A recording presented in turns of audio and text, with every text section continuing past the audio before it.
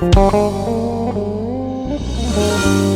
gönlümün yaraları, azdı gönül pınarları.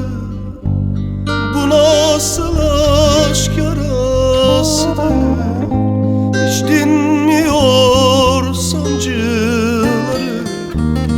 Bu nasıl aşk yarasıdır, hiç dinmiyor sancıları.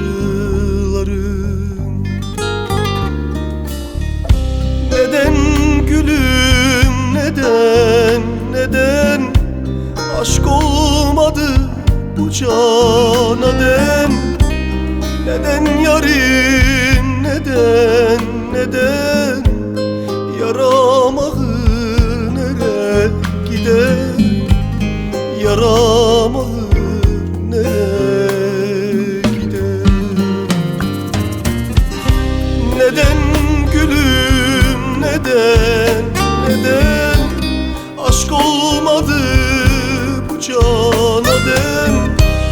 Neden yarim, neden yaram ağır nereye gider? Yaram ağır nereye gider?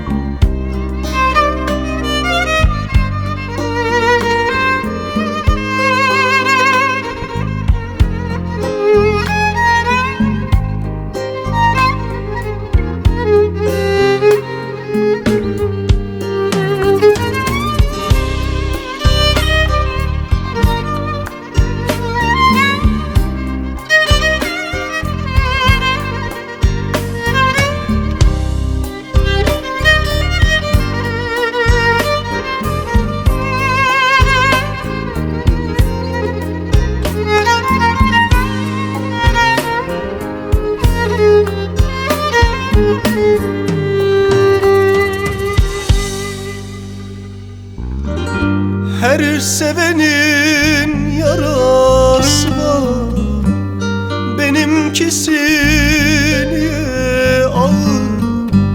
Ben yarime diyemedim, dedim yardır belki acı.